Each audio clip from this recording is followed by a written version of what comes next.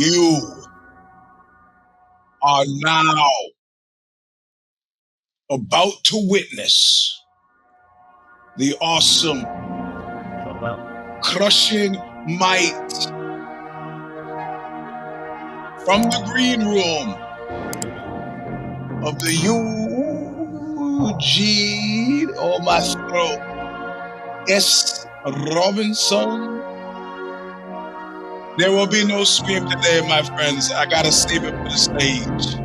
Show, and yet we're here.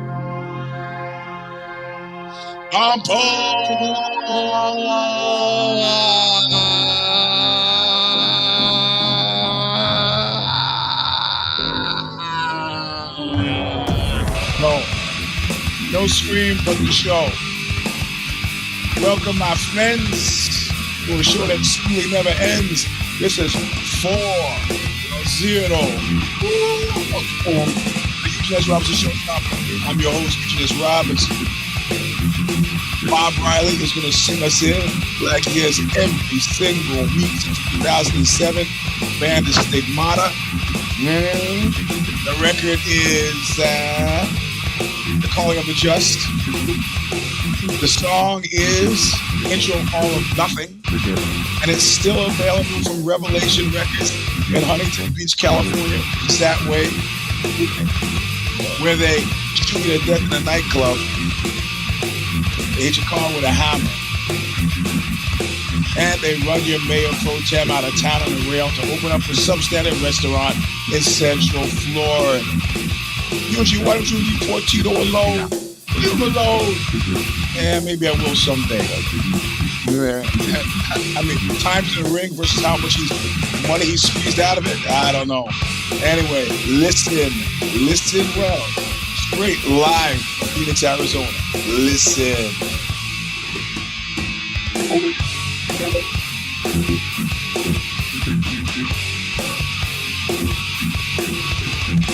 I'm on my way back nowhere.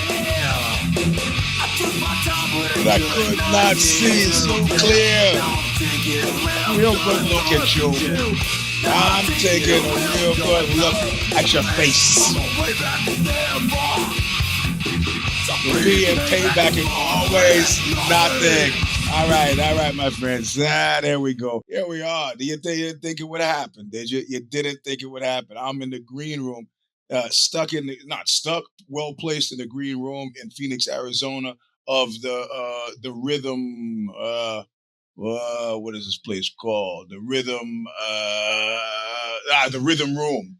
The Rhythm Room, and that's what it's called. And that's after the other show in Phoenix. They look, all bands need to know this. I should do a Substack just for this. But you live or die these days based on pre-sales. It's important for somebody like me to know because I never do pre-sales. If I'm unless it's a big show and I gotta get a ticket beforehand, what am I doing? I'm that guy who shows up at the door. So I'll give you an example. San Francisco, I think we had 170 people in attendance at the show.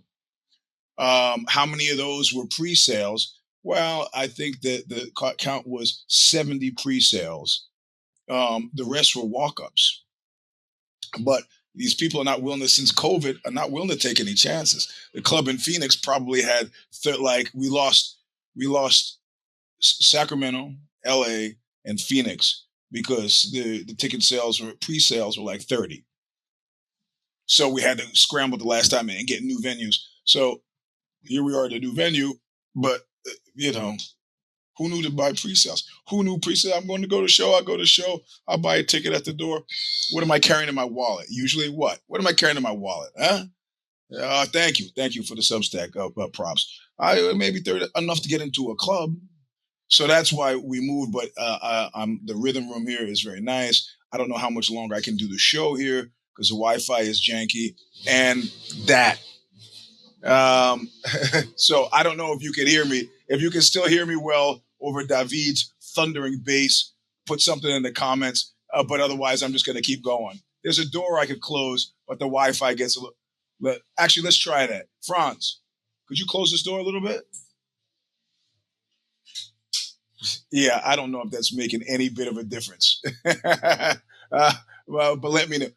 I'm actually using the Wi-Fi through the phone, and I'm putting the phone closer to the router so that we can see. But anyway, so here we are. Mm-hmm. I'm in that place on the tour where I'm waking up in a different place each night. Thank you. I'm waking up in a different place each night, driving all day, 4 or 5 hours of sleep because you unload and load, and by the time you get out, you might finish at 11:30 or midnight, but you're not getting to the hotel, and like the drives are so long. I don't want to bore you with the making of the sausage here, but last night was San Diego.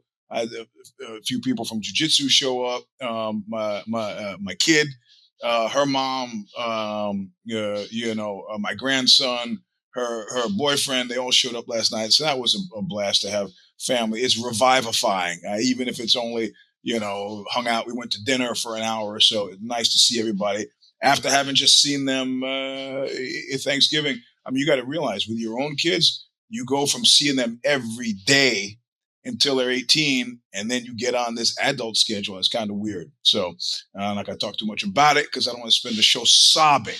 So anyway, I thought what I was going to do with the Substack this week was actually cancel it, because going into Wednesday or Thursday, I had nothing.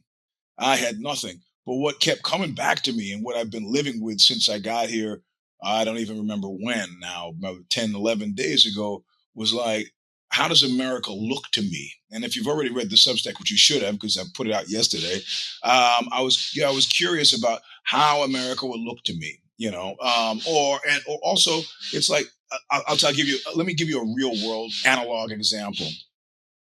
We all have that partner, no, not the, not no, no, no, no, no, no.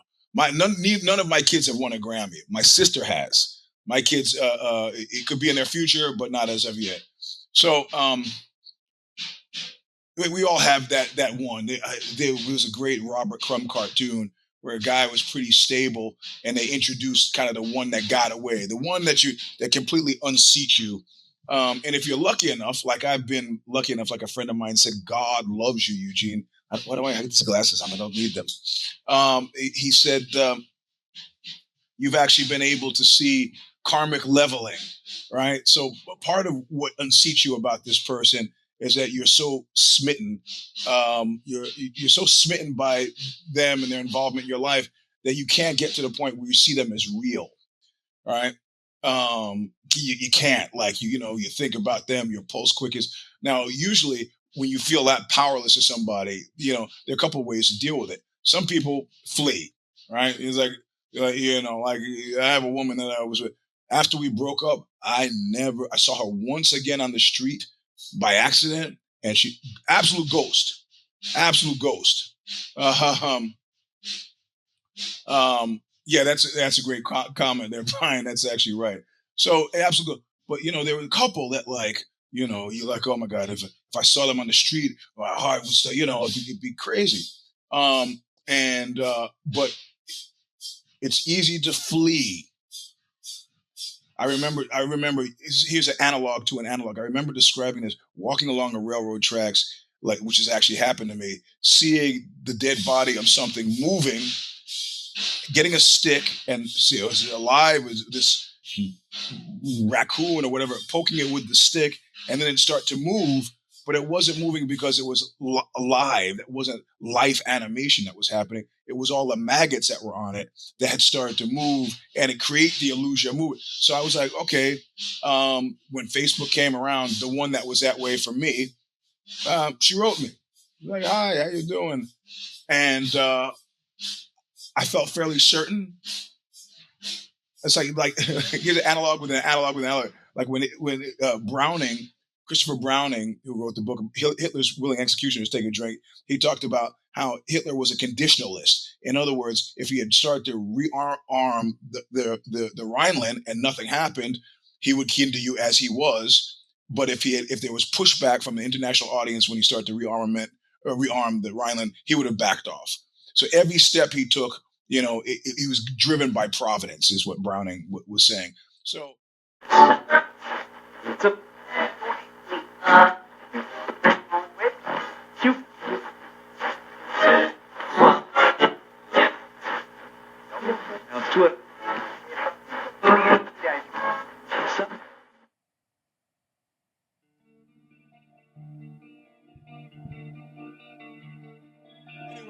That is a show.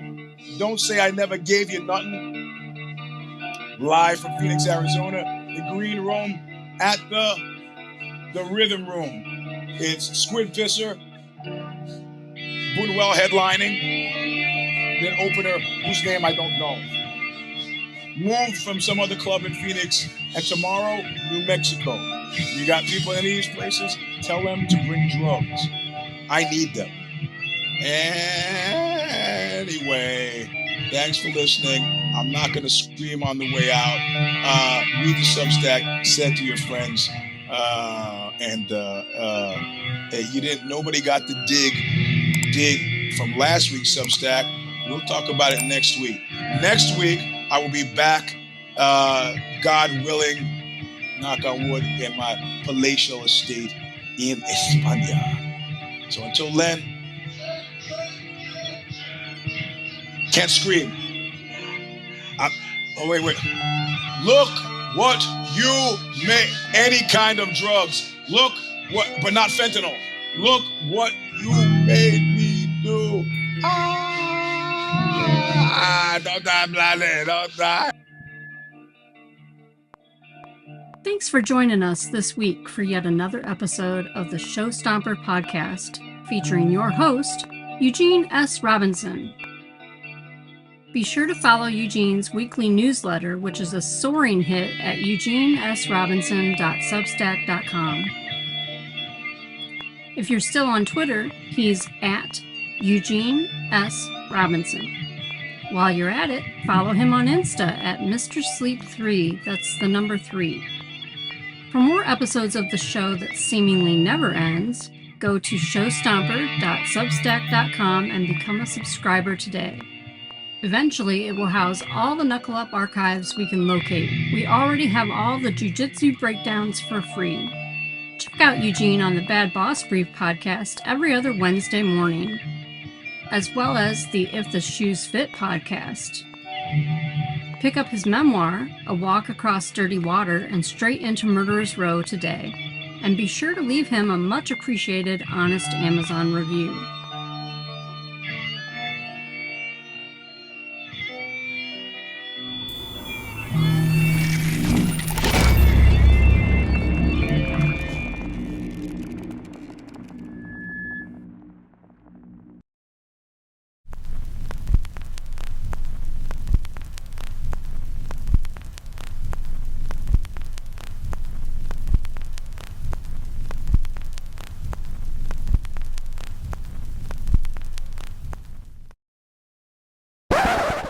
Hey, are you still there? I'm here too. This is me, June M. Williams, Eugene's producer. The Stomper has been produced by Original Designs, owned and operated by me, June M. Williams. I provide Eugene with videography, original show graphics, motion graphics, show logos, podcast syndication, social media, and more. I can be reached at originals@gmail.com, spelled ORIJUNELS @gmail.com.